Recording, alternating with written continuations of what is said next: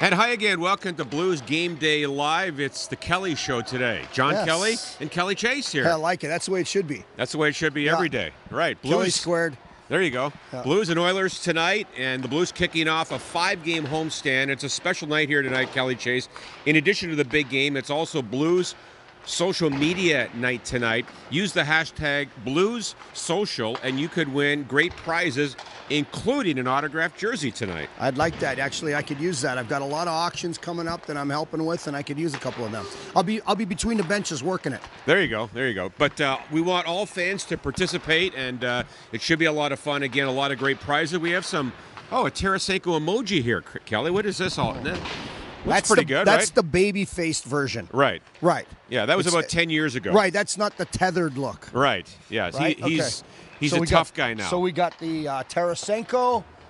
I'm going to go with Jake Allen on this one. Is this what this is?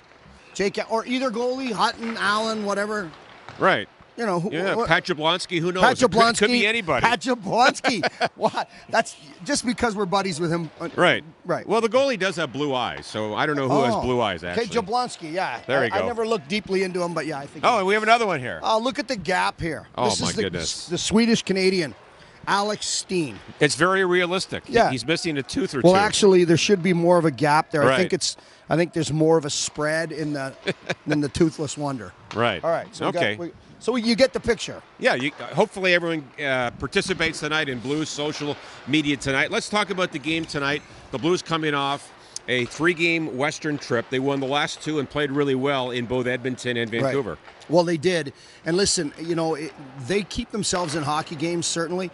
And what's impressive about the way the team has played, they've sort of, I know this is a cliche, but they have a process and they stick with it, and it's been effective late in games. I think that one of the best games that I've seen the Blues play was the game in New Jersey, and it was just a tight game, but they just overwhelmed a young team by the end of the game. And by the end of the game, the last 7 minutes of the game, it was all in New Jersey's end, and the Blues end up going up 3-1 in that hockey game. But I think that's how they played on this trip as well. Same thing with Edmonton. They stuck with it. Results at the end of the game.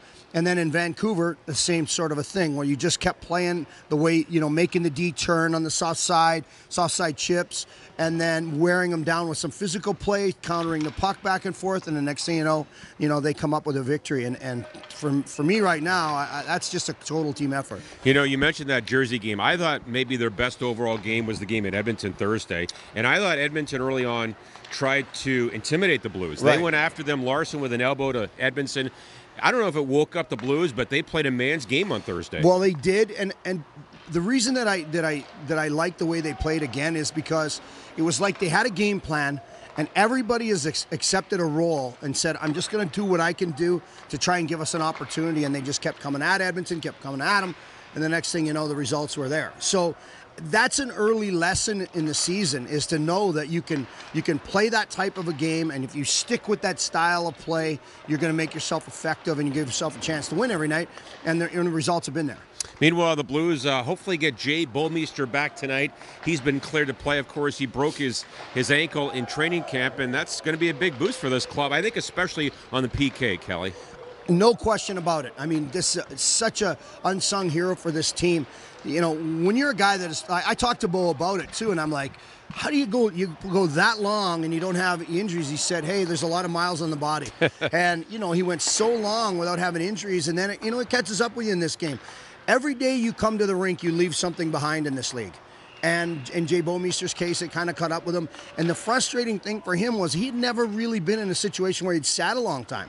So he said, I was losing my mind. Like, I just want to get out there, and it's not healing in the same fashion that I want, and I wasn't able to get. So this is a big deal to get him back in the lineup. All right. Meanwhile, the Edmonton Oilers, they began their road trip Saturday in Dallas. They lost 6-3. So they've allowed 10 goals in their last 2 games. Connor McDavid did not skate yesterday with the flu, but he's expected to play. And I guess everyone around hockey, Kelly, wants to know, what is wrong with these Oilers this year, a team that went to the second round last year and lost in Game 7? You know what? There's a couple teams like that. And first of all, they're not going to come in and surprise anybody. Plus, you said it. They'll come in and try and bully you, and if you let them, then they're going to go overrun you, okay? And teams are starting to stand up to that a little bit. But I think that they're a team that's affected the most by a rule change. I see Dallas a little bit like that. I see Chicago a little bit like that. When you have a heavy team, heavy players, guys that are mean with their stick a little bit, and all of a sudden this rule comes in with slashing now, you might think, well, that's ridiculous.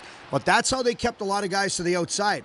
Look, I mean, you don't get hit in our league anymore. Like, seriously, you can have the puck facing the glass for 30 seconds and not be hit hard because you can't put an arm inside, you can't use your stick to steer a guy a certain direction, and as soon as you drill them, guys go into the glass. You can think I'm crazy or not, but I'm telling you, that's the way to play the game. Face the glass. Now, used to be taught, don't face the glass, know where the guy's coming. They play that whole entire game like that. So for the Edmonton Oilers, a stick to steer you in the right direction, it can't be there anymore. A guy getting wide and laying it across his arms a little bit to keep him on the perimeter, it can't be there anymore. That one rule change, in my opinion, has made a huge effect on a couple of teams in the league, and that was one of them, the Edmonton Oilers. All right, should be a good game tonight as the Blues kick off a 5-game homestand.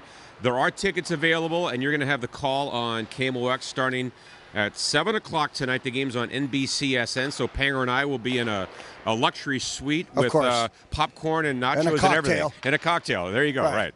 Well, just if you get the urge to come down and do color, give me a reprieve for a period. All right, I'll think about it. Okay, yeah, no, that's a lie. All right.